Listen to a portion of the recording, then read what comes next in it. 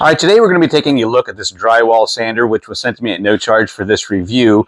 And in this review, I'm going to show you everything that you get in the box. I'm going to show you how to get this up and going. Then I'm also going to show you how to do the best sanding possible to get edge finishing, as well as a couple repairs should you need to do that. First off, the sander does break down for easy carrying, moving from one job site to the next.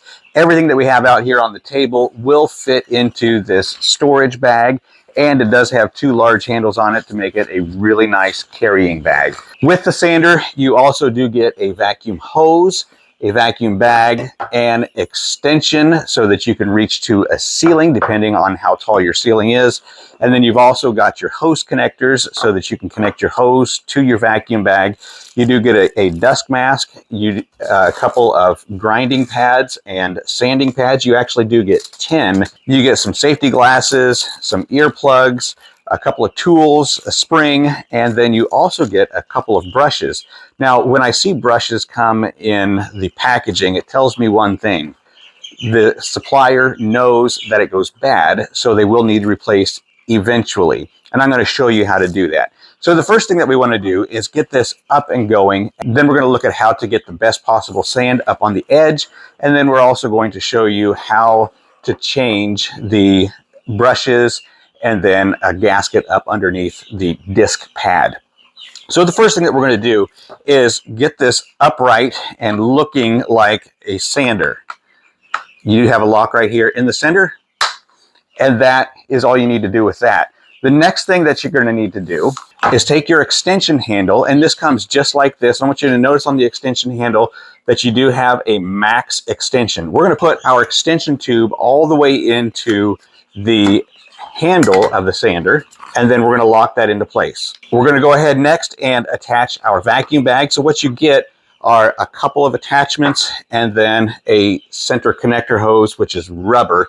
And on the hose, I want you to notice that there are two clamps. Okay, so one's going to go on each end. Probably in the shipping, these two are going to be bunched up together in the center, but they're just going to go to each end. And then on the hose connectors, you'll notice that there is a locking latch here, which is going to go around this little nubby right here on the handle. Now, you're not going to need both of these. One is an extra, and both of them do come with a gasket inside. So we're going to set one off to the side, and then we're going to put this other one on, and it's going to look just like that. We're going to lock it into place. Then we're going to take one end, we're going to slip it in right inside here and get that locked into place with those two locks. And then that's not going to be able to come out. And then we've got our bag. Okay, so once those are connected, we are ready to go. Next thing we're going to want to do is either pick a grinding pad or a sanding pad. We're just going to leave those off. Now, they are Velcro, and they're going to Velcro to the bottom side of the sander, obviously.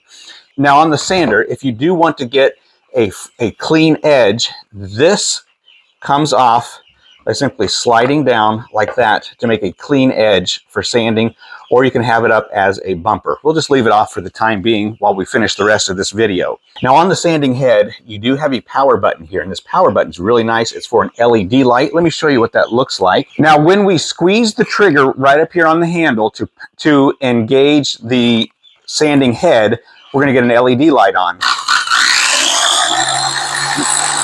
Now, we can have that light on or we can shut it off. It's your choice. Personally, I would like to have it on while I'm sanding so that I can see if there are any rough edges that I need to take down.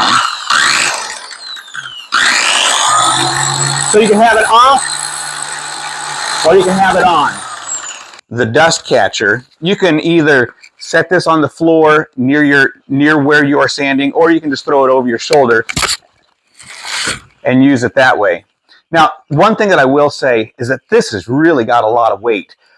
It feels quite heavy to me, so I probably wouldn't use it for extended periods of time, but I want you to notice that you got a flexible head here, which is going to allow you to reach up into those corners, and I'll show you what that looks like once I extend out a little bit here.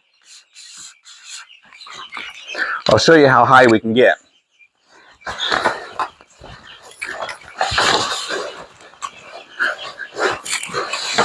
So I can reach all the way up to my ceiling, and I got that edge bumper off so I can sand all the way up to the corner. Now, when this is powered on, it does have a light vacuum to it. You can't feel the suction in the bag, but I will show you that it is working here in just a second. So we're going to go ahead and we're going to power this on. And at my thumb, I do have a variable speed. I want you to listen.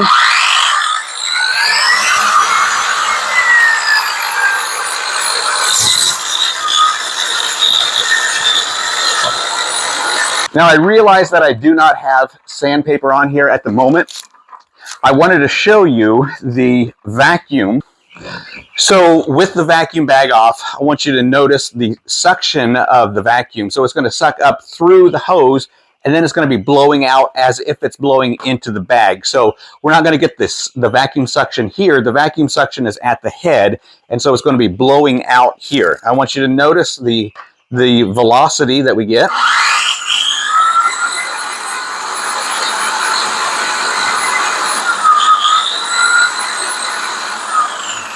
So it's not a great deal of velocity, but what you have to remember is what we're dealing with are dust particles. And so we don't want that blowing through our bag. We just want it to blow into the bag. So we don't need a great deal of air pressure. And the brushes are right here. You got one on each side, and this is just going to take a flathead screwdriver, and then this is just going to screw out.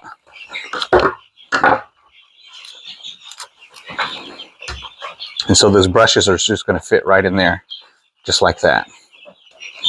So you'll do that on both sides to change the brushes.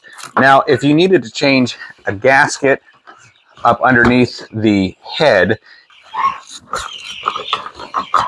so that head is just going to pop off just like that. If you need to do any replacing under here, or if you need to replace the sanding head, that works with just a screwdriver. You want to make sure that you get that nice and snug, because when you're sanding, you don't want to break that loose.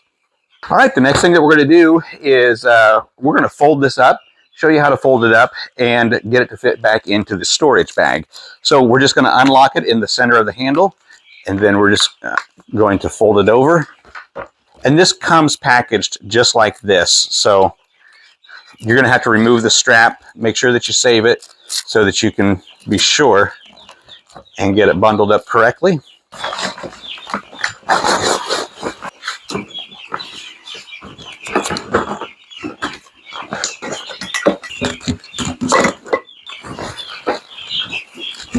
So you do actually get 120s, 100, 240s, 150s. They're not in any special order.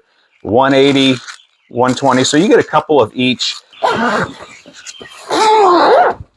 We're good to go. So if you're looking for a drywall sander and you do a lot of extensive work and you don't need all that dust floating around in your work area, then I would highly suggest using this drywall sander with the vacuum and vacuum bag. It does a great job. It is a little bit heavy, but it does have a little bit of weight to it, but I think that you're going to be well pleased with its performance.